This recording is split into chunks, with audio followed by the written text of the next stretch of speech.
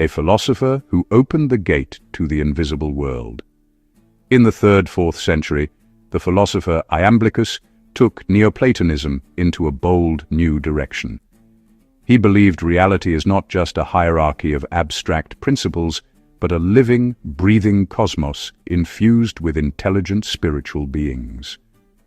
For Iamblichus, the visible world is only the surface of a vast metaphysical ocean, an ocean populated by divine forces, angelic intelligences, and subtle energies that guide creation from behind the scenes. Human consciousness, he taught, is not trapped in matter, but connected through its deepest core to this higher world. The divine mind doesn't merely exist somewhere above us, it descends, permeating everything with presence and meaning.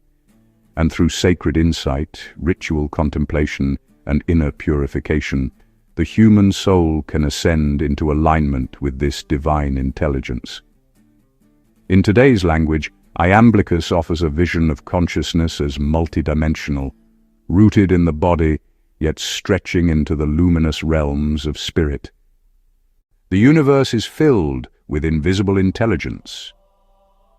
Iamblichus rejected the idea that the cosmos is a closed, mechanical system.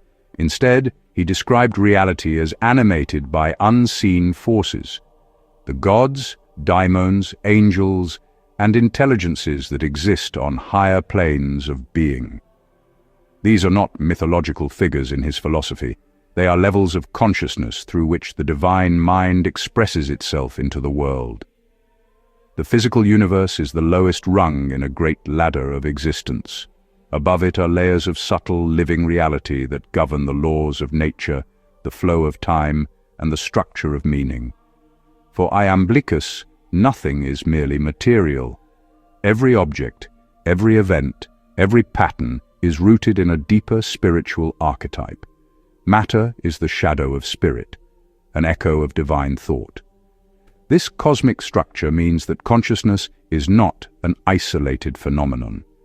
It is part of the very architecture of reality, linked to a vast network of invisible intelligence. How does the descent of the divine mind into the world work?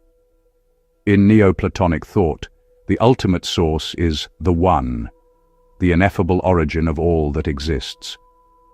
From the One emanates the divine mind, nous, the realm of perfect ideas and archetypes. Iamblichus emphasized that this divine mind doesn't remain distant or aloof. It descends through the layers of being, becoming the animating principle of the cosmos. Divine intelligence becomes the order in nature, the harmony in mathematics, the beauty in music, and the structure of the human soul. The mind of God is not separate from the world. It pulses through it, shaping forms, guiding processes, and inspiring consciousness. Human beings experience this descent in moments of insight, intuition, creativity, or awe, flashes where deeper intelligence breaks through the veil of ordinary awareness.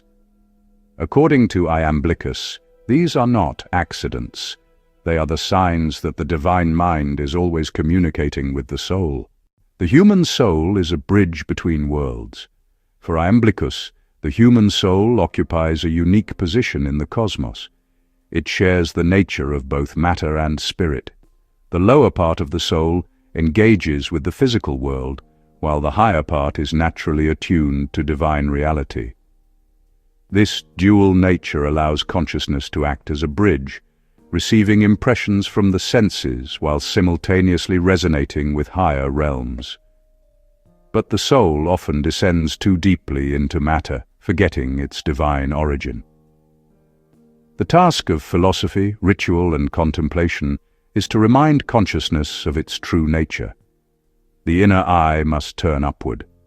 Through sacred practices, the soul reactivates its connection to the divine mind, awakening latent capacities of perception and wisdom. In this view, self-knowledge is not mere psychology, it is a mystical journey. To know oneself is to rediscover one's participation in the living structure of the universe. Theurgy means awakening the higher dimensions of consciousness. Iamblichus introduced a radical concept into philosophy, Theurgy, which means divine work. Unlike previous thinkers, he believed reason alone is not enough to reach the divine. The soul must engage in spiritual practices that open it to the higher intelligences. These practices included meditation, sacred symbols, ritual gesture, hymns, numerical patterns, and contemplative prayer, all forms of aligning human consciousness with divine energy. Iamblichus taught that Theurgy is not magic, it is participation in the creative activity of the cosmos. When performed with purity and intention, it lifts the soul into resonance with the gods, allowing the divine mind to act through human awareness. Theurgy unlocks dimensions of consciousness that remain dormant when we rely solely on logic or sensory experience.